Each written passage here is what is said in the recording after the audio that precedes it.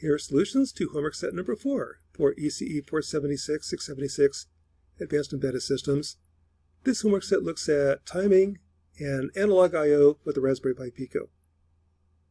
Now the first problem is to connect a 1 watt LED to your Pi Pico. So here's the schematics. The output on GP18 drives a transistor on and off. The base is connected with a 1K resistor that gives you 2.6 milliamps when the output is 3.3 volts.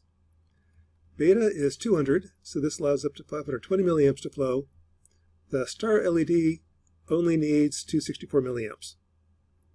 So when the Pico outputs 3.3 volts, the LED turns on, and that's what you see here.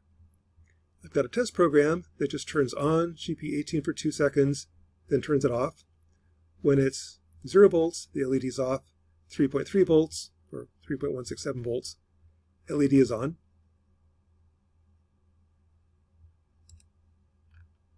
And here's my test code. That's typical in problems in this class. You write a short little test routine to make sure that some part of your code works. In this case, I'm checking to see, is the transistor working? Yeah, it is. Second way to test is to measure the voltage, VCE. This should be about 0.2 volts when the LED is turned on. That means you're saturated.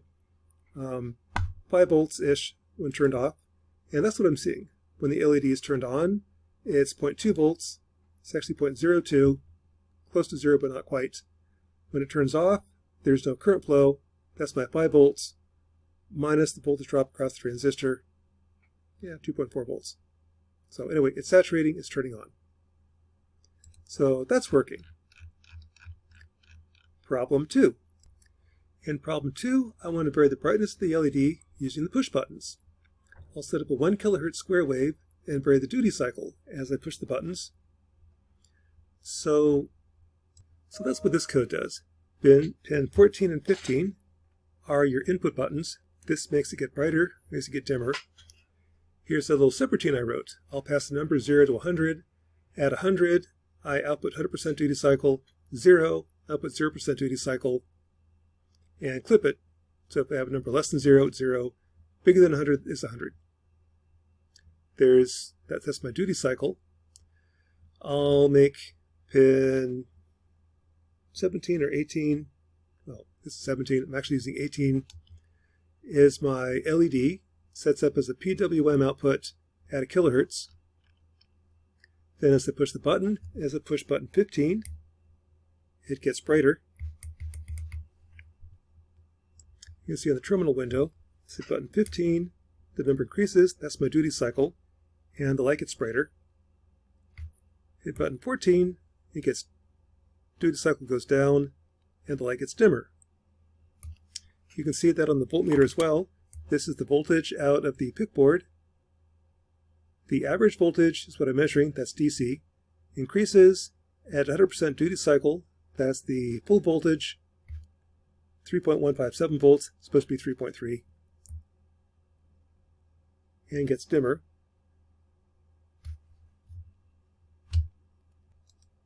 Use an app on my cell phone. That'll show the brightness. As it gets dimmer, the light level is dropping. There's some background noise. That's the lights in my room. Increase the duty cycle. It's getting brighter.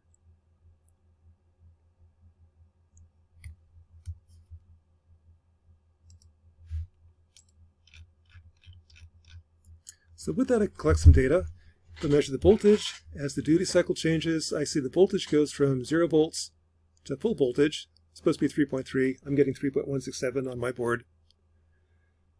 Measuring the light level. If I turn off the lights in my room, dark is 25 lux. As the LED gets brighter and brighter, I get more light. Plotting it, you can see it pretty much is linear. The voltage is linear with pulse width. The light level is linear with pulse width. A little bit of noise because I'm holding it by hand. So a little bit of noise there, but basically it's linear. That's an analog out. That's typically what we do with the Raspberry Pi Picos. To get an analog out, I just use a pulse width. That lets you vary the brightness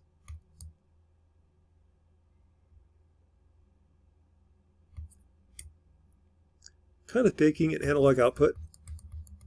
That seems to be the trend right now. Use PWM for analog outputs.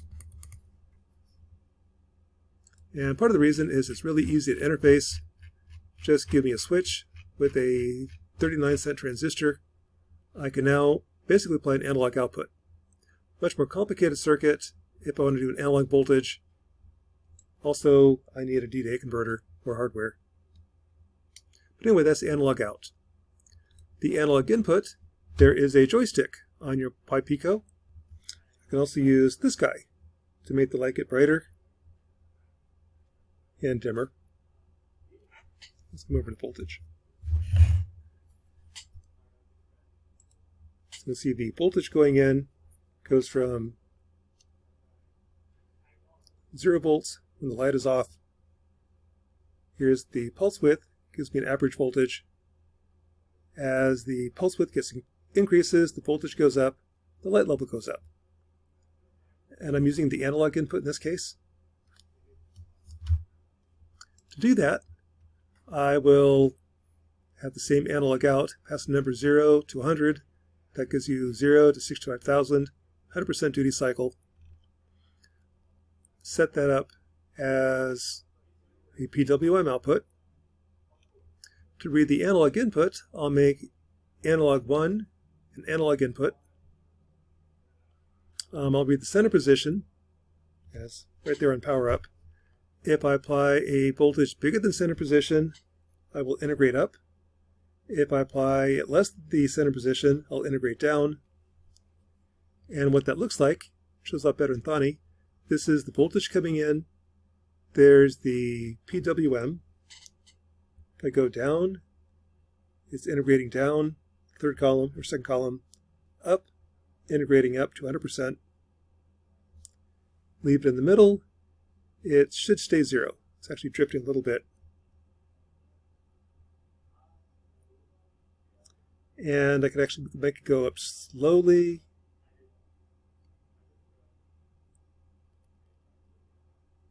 Or down slowly.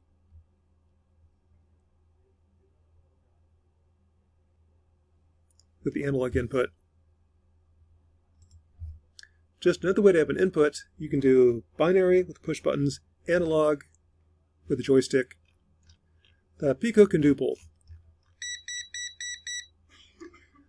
So that's kind of homework set number 4.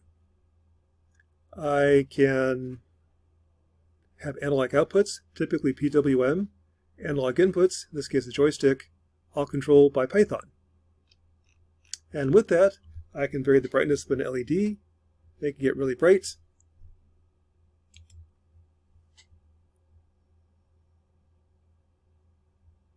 Or not so bright.